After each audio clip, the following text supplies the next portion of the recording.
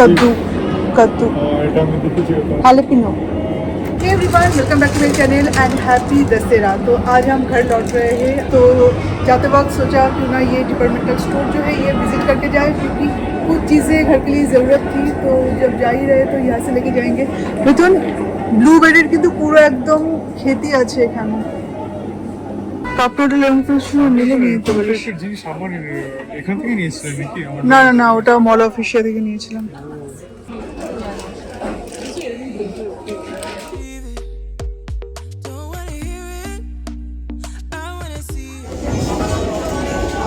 Korean hot chilli paste, इसके साथ न जाने कितने सारे रेसिपीज मैंने देखा है, पर लेने के लिए सच में डर लग रहा है, क्योंकि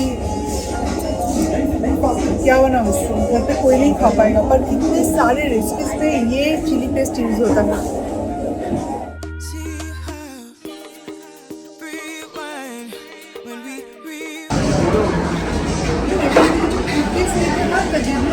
আমাদের ওখানে কিছু পাওয়া যাবে, এখানে কিছু কুকিজ প্লেট দেখতে পারো।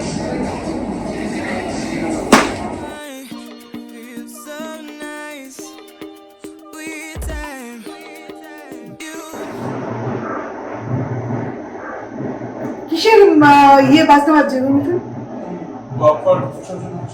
ओ वापस विसर्जन होच्छे। एक्चुअली सिर्फ दुर्गा पूजा ही नहीं, यहाँ पे गणपति पूजा भी था, पर इस टाइम पे यहाँ पे गणपति पूजा भी होता है। पर आज विसर्जन हो रहा है ये मुझे पता नहीं था।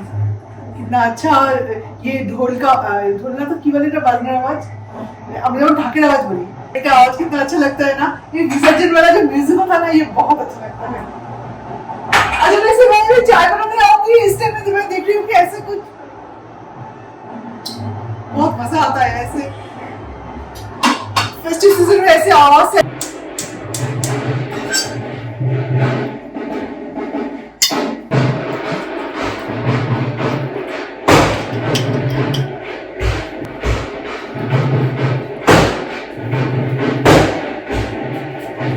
ऑस्कर और माइलो भी आ गया देखने।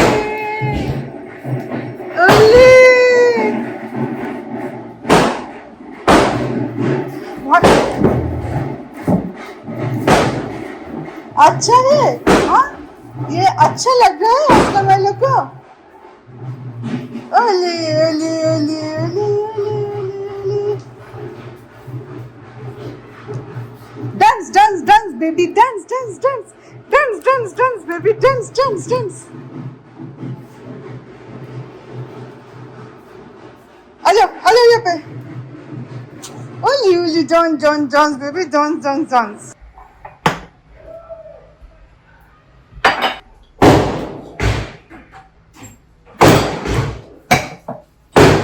दिवाली की शुरुआत।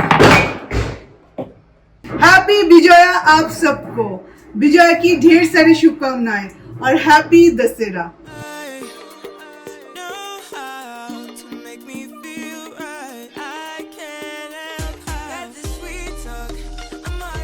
तो समोसा और बड़ा पाव के साथ हो रहा है चाय पार्टी। वैसे शॉप का नाम भी है समोसा पार्टी। समोसा पार्टी के साथ हो रहा है हमारा चाय पार्टी, चाय समोसा पार्टी।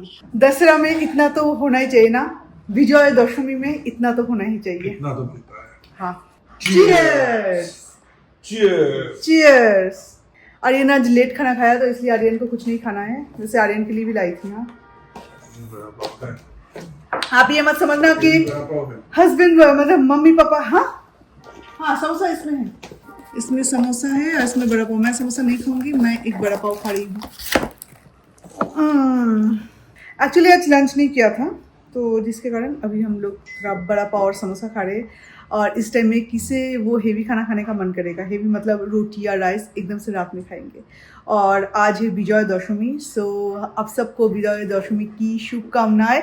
और जितने भी बड़े हैं जो कि मेरे ब्लॉग देख रहे हैं, सबको मेरे मिथुन का और आर्यन की तरफ से प्रणाम, मतलब प्रणाम लेना। और सारे बच्चों को भी हम सब की तरफ से आशीर्वाद और ढेर सारा प्यार।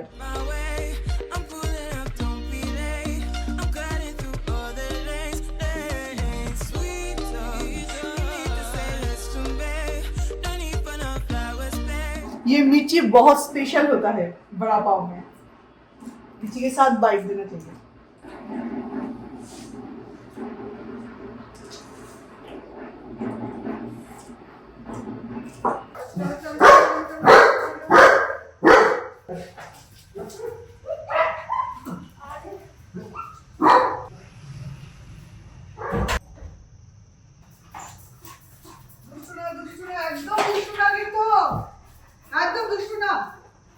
I'm already on my way, on my way. You blushing, yeah, sweet concussion. Oh, you miss my touching, good do. Show me something, give me more than one thing. I need more than less than I do. Say you're a good guy, make me believe it. Don't wanna hear it, I wanna see it. See how rewind, when we rewind, it feels so nice. I can't help how this sweet. इस साल मासी बहुत miss किया हमें और हम भी बहुत मिस किए कोलकाता को। एक्चुअली इतने साल तक हर साल कोलकाता जाना मतलब एक मैंडेटरी है कि पूरे साल किसी भी कारण से जाओ या ना जाओ, दुर्गा पूजा के टाइम में जाना ही पड़ेगा, फुल फैमिली। पर आज इतने सालों बाद इस बार कोलकाता में नहीं गई, तो मासी के साथ आज ही जस्ट बात हो रहा था। बोल रही थी कि मतलब, और मेरी बहन की ससुराल भी बिल्कुल पास में ही है ना, तो बहन की ससुराल का भी बहुत बड़ा फैमिली है। मतलब ससुर जी की तरफ से और सासू माँ की तरफ से जितने भी रिलेटिव्स है सारे एक ही जगह पे रहते हैं, तो उसका कोई ना कोई किसी ना किसी के साथ प्रोग्राम रहता ही है पूरे पूजा में। पर हम लोग जब जाते ना, तो मैं ही एक ऐसी थी जो कि मासी के साथ बिल्कुल साई की तरफ पड़ी रहती थी पूरे टाइम, 24 घंटे। तो उसी चीज़ को मासी बहुत मिस किया एक्चुअली, मासी के साथ घूमना फिरना सारे चीज़ें। तो मैंने भी यहाँ पे बहुत मिस की। यहाँ पे पूजा देखने गई वो अलग बात है, पर मैंने बोला बस और एक साल, क्योंकि आर्यन এখন বেরোচ্ছিস, ক্যাব বুক হয়ে আছে?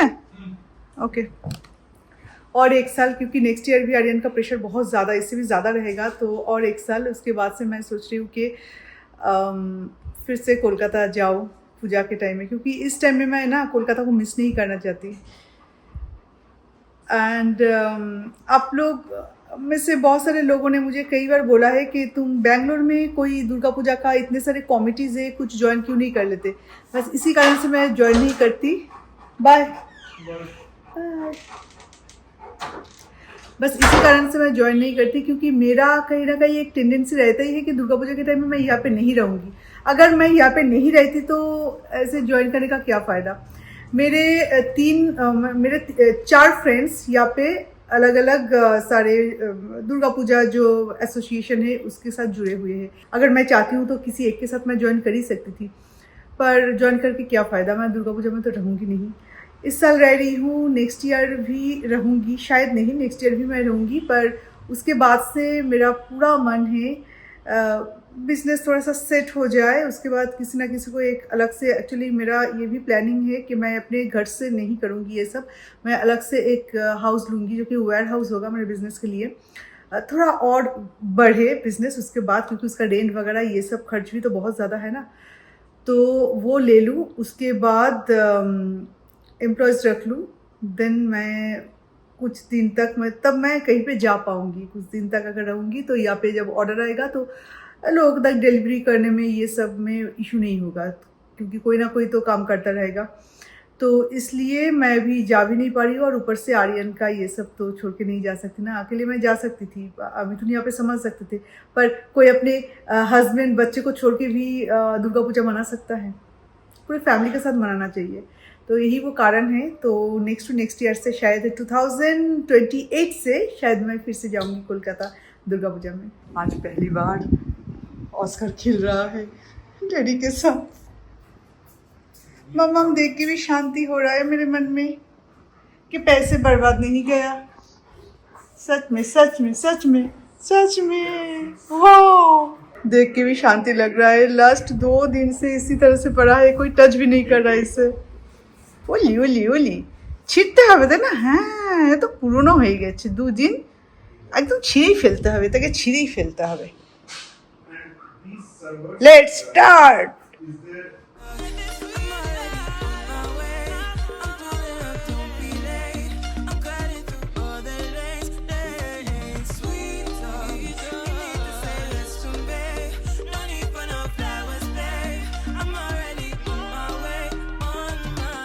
बच्चों को जैसे कि खाना खिलाना पड़ता है सारे कहानी सुना सुना के, वैसे ही आर्यन जब खाना खाएगा उसके पास ठीक इसी चेयर में मुझे बैठ के उसके साथ बात करना पड़ेगा और ढेर सारा होगी। मैं अगर सोफे पे भी बैठी रहूंगी तो मम्मा इधर आ जाओ ना, बातें करते हैं। और आर्यन का आधे से ज्यादा बात मुझे समझ में नहीं आता, कहाँ पे क्या हुआ है, कहाँ पे क्या देखा है, वहाँ पे ये गिरा है, वहाँ पे वो हुआ है, कार को लेके बातें करेगा, कितने सारे बातें। आपको नहीं पता, आपको नहीं पता, बहुत सिखा है इसने, आपको नहीं पता। बस शुरू, मुझे बहुत सारी चीजें नहीं पता होता है जो तुझे पता होता है। यहाँ पे ऑस्कर माइलो का पानी रहता है और ये दोनों जब भी पानी पीता है पूरा घर एकदम से पानी पानी कर देता है। और इसमें स्लीप खा के कौन गिरता है? हम तीनों। ये लोग स्लीप भी नहीं खाता, पता नहीं कैसे। Been dancing all night long, right here with you way too long. Don't want nothing here or now, but I'm done waiting, done wasting my time. Let the sweet talk, I'm already on my way. Good morning everyone. तो आज का good morning तो good नहीं है हमारे लिए, because अभी मैंने कैंडल स्टैंड तोड़ा और उसे अभी समेट रही हूँ, क्योंकि कांच ऐसे ही आप नहीं फेंक सकते।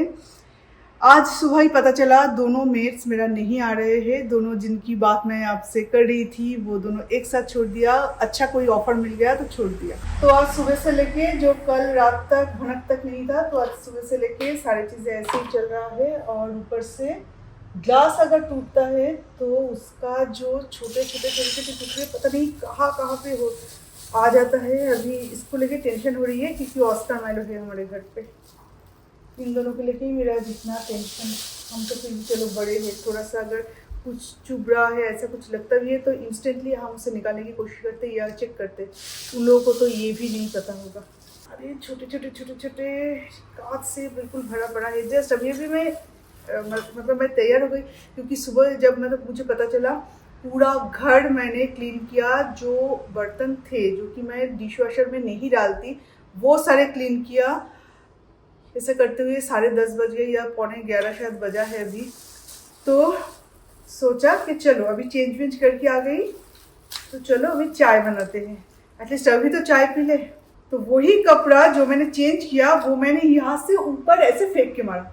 आर्यन को बोला आर्यन कैच, तो आर्यन कैच नहीं कर पाया, क्योंकि उतना ऊपर तक नहीं गया कि मैं आर्यन उसे कैच कर पाए। तो वो जो पोटली बन के मैंने ऊपर फेंका था वो डायरेक्टली नीचे आके कैंडल स्टैंड के ऊपर गिरा। और कैंडल स्टैंड जब तक मैं ये इस सीढ़ी में थी, जब तक मैं सीढ़ी से निकाल के कैंडल स्टैंड को पकड़ती तब तक वो गिर गया, टूट गया। चारों तरफ बस कांच और कांच।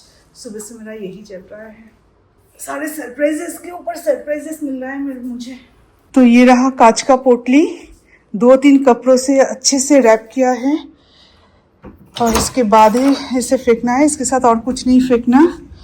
और कांच अगर कभी टूट जाए तो जो खाने पीने की जो छिलका वगैरह जो आप फेंकते हो वहाँ पे तो बिल्कुल भी मत फेंकना, क्योंकि डॉग कैट्स वहाँ से अपना खाना ढूंढते हैं। तो कांच या ऐसा कोई चीज़ जब भी आप फेंकेंगे तो प्लीज़ थोड़ा ध्यान से फेंकना, क्योंकि हम उन लोगों को हमेशा खाना नहीं खिला पाते, पर हमारा जो वेस्टेज जो चीज़ें हैं वो उन लोगों का खाना है। उन लोगों को तकलीफ नहीं होना चाहिए, है ना।